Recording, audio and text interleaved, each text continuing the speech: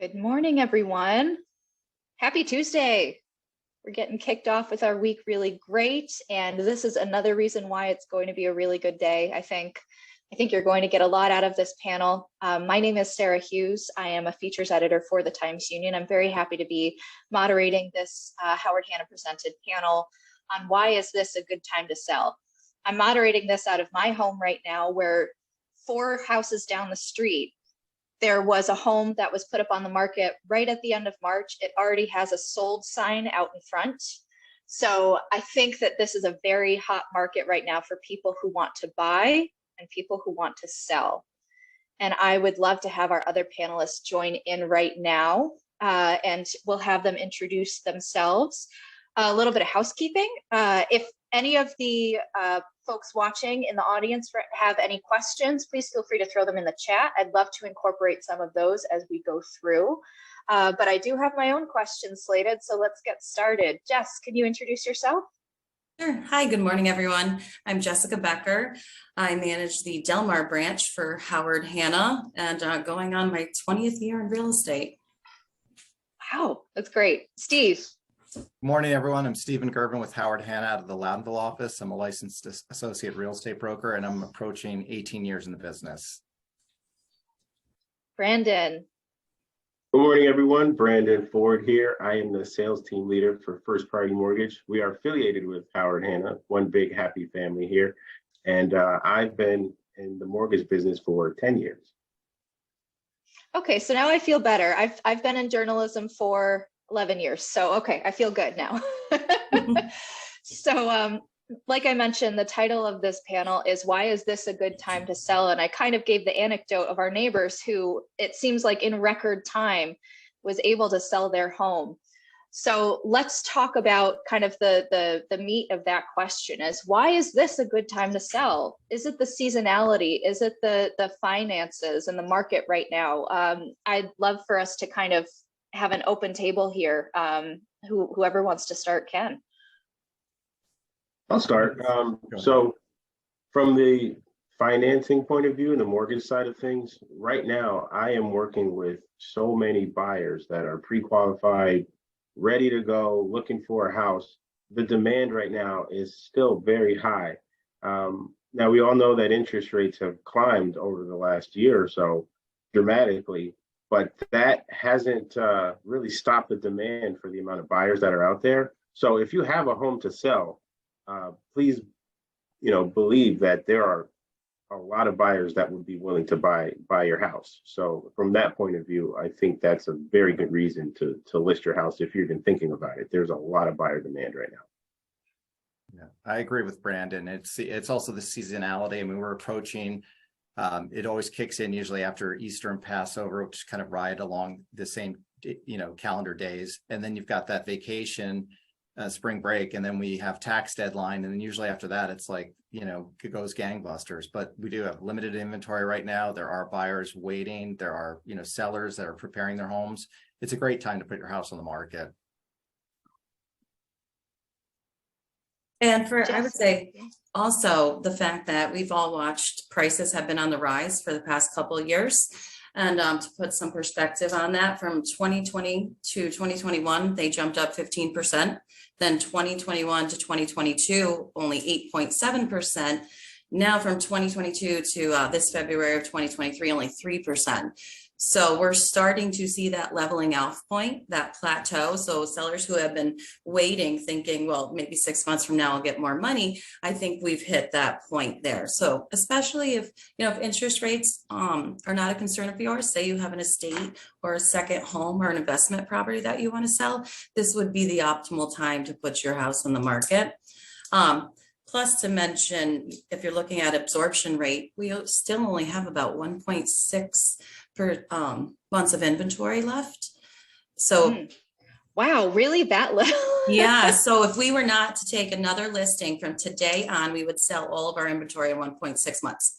So 6 months of inventory is a stable market, and that would be the transitioning point to a buyer's market. So we were still in a very, very strong seller's market. Yeah, that holds true. I mean, I experienced it this weekend, taking a buyer out that's downsizing. So we're looking at a home in under 500,000, and there were already multiple offers on this property. I mean, it was just, there was a deadline given, but the condition is still a variable here too. I mean, everything was redone in this house, kitchen, bathrooms, the exterior, it just presented well. And, but at that certain price point, and it just, they actually told us that there were offers above, and that the sellers wouldn't entertain anything unless it was in the mid to so they already had received several offers. So it's crazy.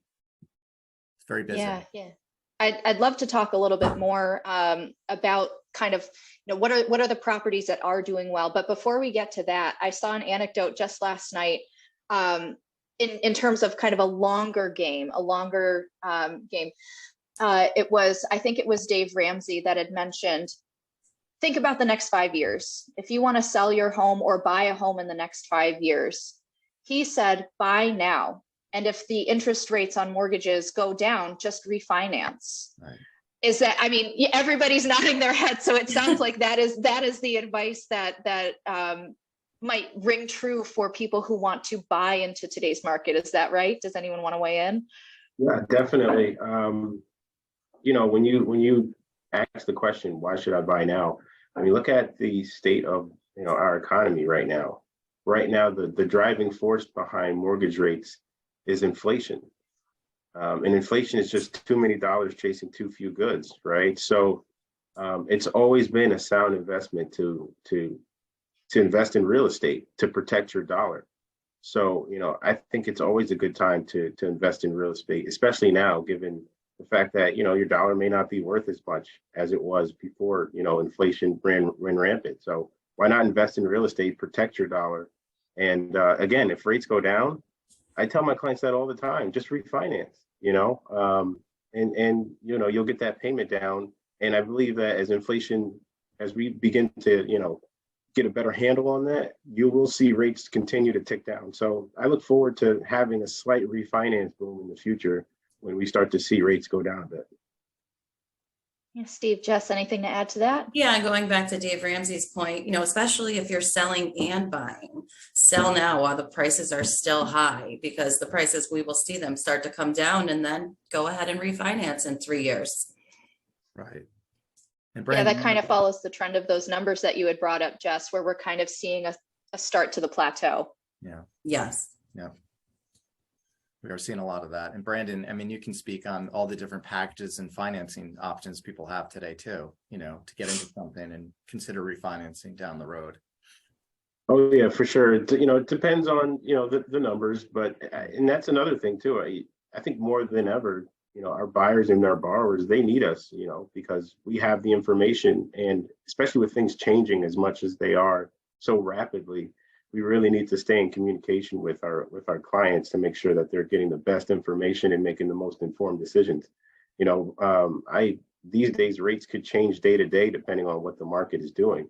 And it's up to us to, stay in contact with those buyers and say, hey, this is where we are today. This is where your buying power is today. Update those pre-qualification letters and make sure that, our buyers are armed and ready to go whenever a property does come on the market, so that they have the best chance of securing that property. All right, let's go back to the point that Steve was making before about how, a house that is kind of move-in ready, that is, renovated and all of that, that is really hot right now. So for folks that are selling right now, what kind of properties are you seeing that are most successful in those kind of quick sales? What do they have that the others don't? What I'm seeing is a lot of them are, I think they're appealing to the baby boomers. There's, first floor masters. So they're, those houses do not stay on the market. I just saw one that closed in the Talent Colony in Loudonville, and it listed at like 469 or something like that. And it just closed for over 5. I mean, they're just like the one I showed in Latham this past weekend. That's going to go way over 5. So it's definitely the condition. First floor master. I think people they don't want big is out. They want something that they can manage and walk away from if they head south or something during the winter months. Steve, are you seeing a lot of demand with like townhouses, condos? I see some demand. I mean, there was another one. It was in a condominium community where there are two in there right now for sale, and one was like in pristine condition. Sarah, the same thing, like that one, multiple offers. The other one, it presented well, but I think he had a little bit of a quirky layout, but that's under contract as well. So people are, it's this low inventory situation. So it's, it's helping this. It's definitely benefiting the sellers. Jess, what are you seeing? Yes, the homes that are in pristine condition are definitely still in high demand. And, we have such low inventory that if they're flooded with the buyers for that. But also how the home is priced is key. Yeah. Pricing at market or below market is where you want to be. Last year, you could challenge the market and we would see houses go on for these overinflated prices, and they were still going over that list price. We're not seeing that anymore. This is a much more complex market. You really need to work with a professional on pricing your home. Mm-hmm. That's great. Before I go on, something that our audience is probably really keen on is who is winning this $500 Hewitt's gift card giveaway. We've got 2 winners for today. I'm only going to tease you with one, so you got to stick around for the second.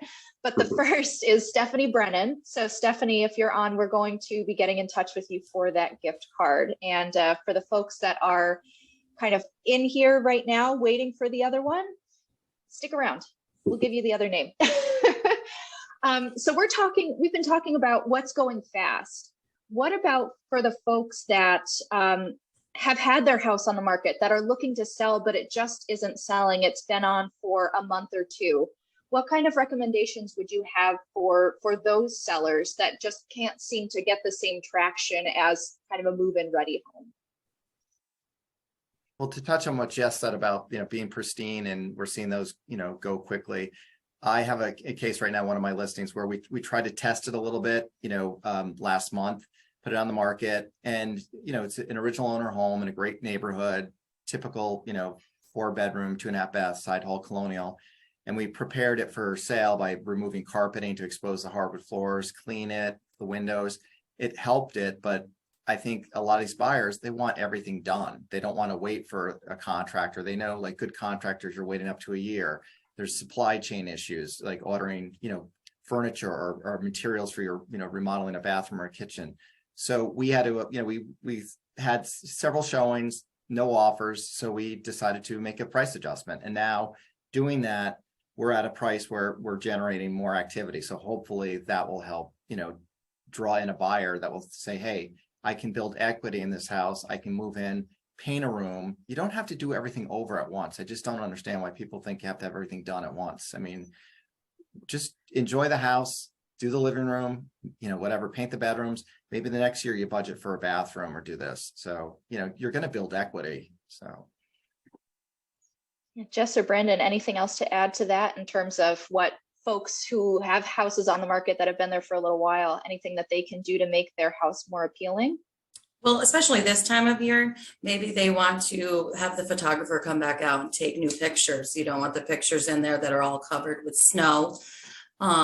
And maybe refresh the staging. If you have a vacant house, maybe talk to your agent about doing some virtual staging, and really just do a comprehensive review. And obviously, if a price reduction is needed, then it's time to talk about that. Sure.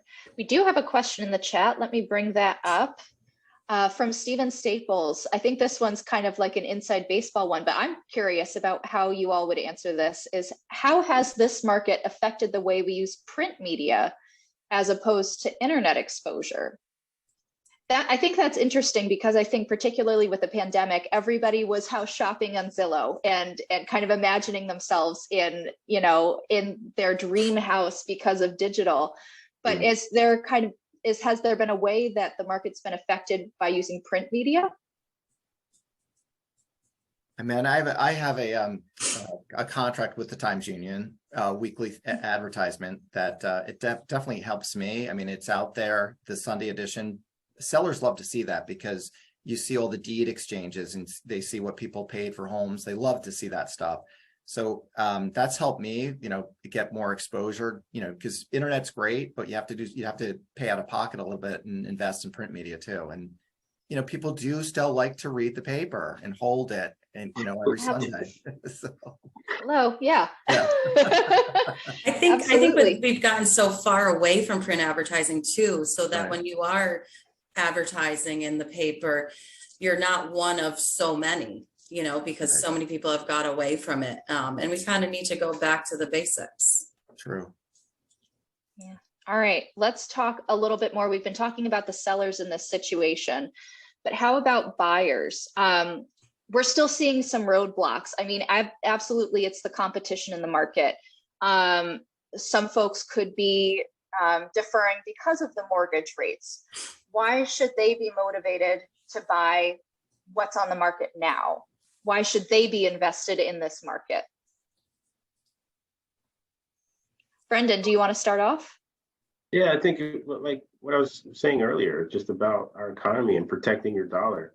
I think it's always a good time to invest in real estate, whether there's a good inventory or a low, like high inventory. It's just a sound investment that will protect your dollar moving forward. So if there's something out there that you're interested in, go for it. I know it's tough right now for buyers because there's so many and so little houses, but I'm hoping with the spring market we get some more listings and there'll just be more available out there. But we do have programs that we created because it's an interesting market right now.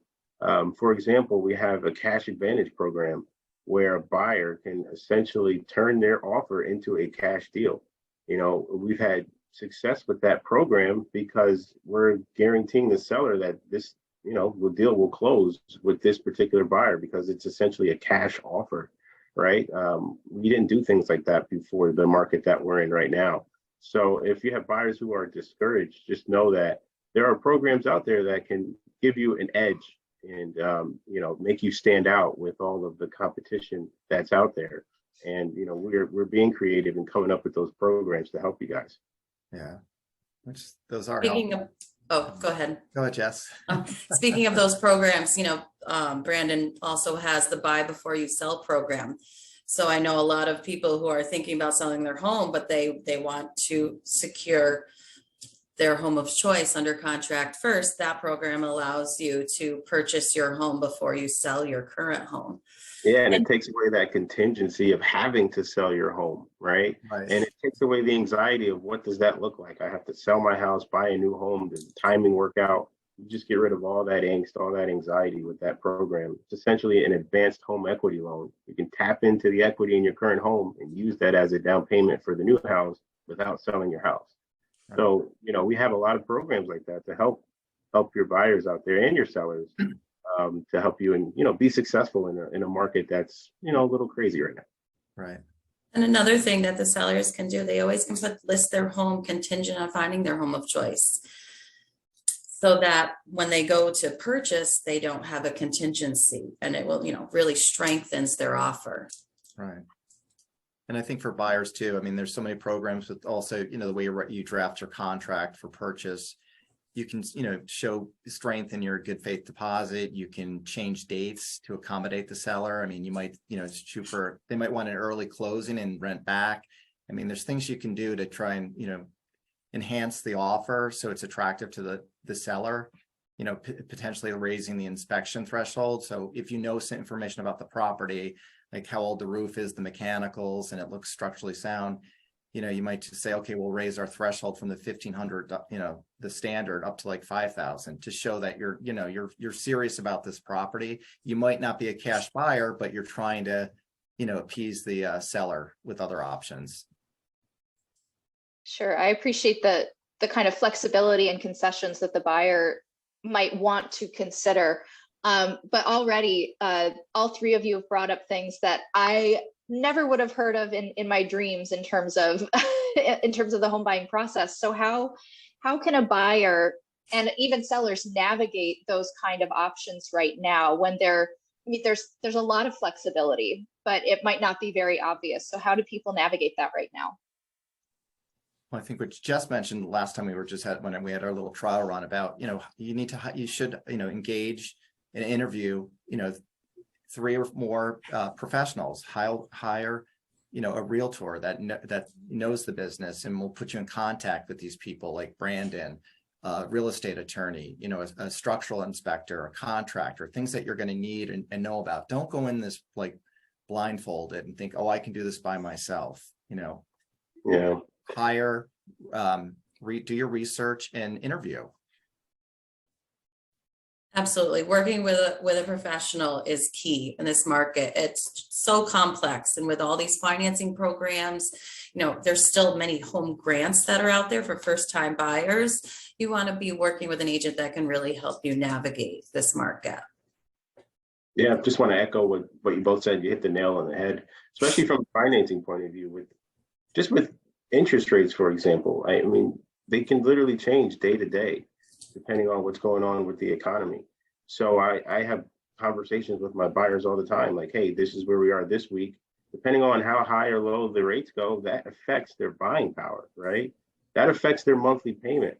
And if you're not working with a professional who's on top of those things, you could really get lost in the wind, because what you knew yesterday could be different today, right?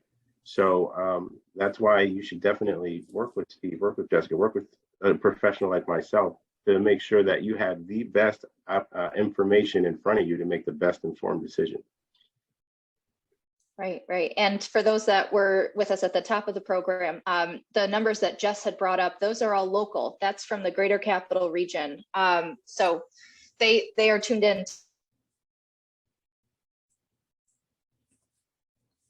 Uh-oh. Frozen? Am I? You're back. You're back. There you are. I'm back. Okay, good. Oh, that scared me a little bit.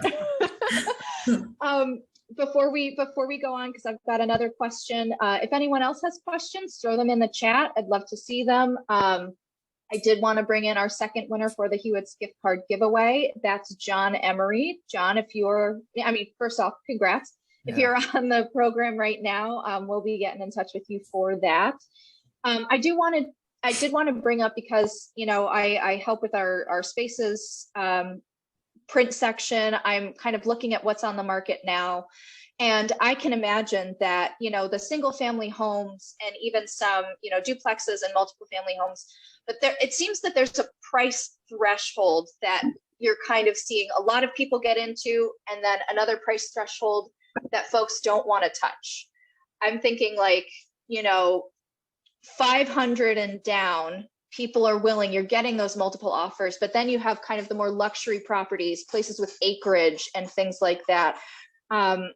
What are you all seeing in terms of, you know, those price points and what's selling faster and what's maybe staying on the market a little bit more?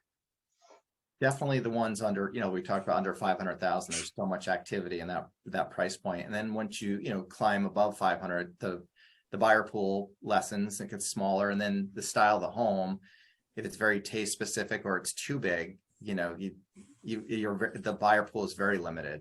But you do occasionally have multiple offers. I did have a situation on a luxury home a year ago in December. We put it on in 21, and in the first 2 weeks we got an offer 100,000 less than the list price, and then the next day we got another offer, came in at the same. So we did, you know, multiple offer situation, and one of them came back right at list price. So it's amazing. I mean, but I think what Jess was saying earlier, we've kind of reached that plateau, and we kind of follow the luxury markets in the big cities, and it's definitely like, you know, cooling off a little bit in terms of luxury pricing in homes.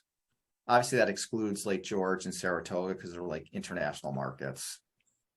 Yeah, I would say, I mean, it's cooling off, but we're still, you know, in my office, we're still seeing a lot of the high-end properties moving. Yeah. And I was thinking about it. And when you look at the percentage of homes that sold last year for cash, it was 41%. 41%. I have never seen that number. I don't believe 41% cash deals. So they aren't affected by interest rates. True. So true. We're still seeing them move. Yeah. And you know, speaking about local versus national, you really don't want to pay attention to the national media when it comes to your real estate market. It's very localized. For example, our median home price is under $300,000, and the national average is $393,000. So while interest rates can drive some buyers out of their market, they can be flooding to our market. You know, with so many people being able to work remotely, people are relocating all over the place. So those buyers are still coming into our market, which is really good for the sellers here. Yeah, that is true. We are seeing that. You're so right, Jess. People coming in from out of the area, and this whole idea of working remotely, and it has, and unfortunately for some local people that, Brandon was saying, you might get outbid by a cash buyer. That's with that's a large percentage, 40, cash buy, but it's amazing. It's like, that is amazing. Yeah. I'm just wondering, where are you getting this cash, and can I have some? Right. So let's see. Those were a lot of the questions that I had. Was there anything that you all, the panelists, had that we didn't discuss that you think is important for our audience to know about?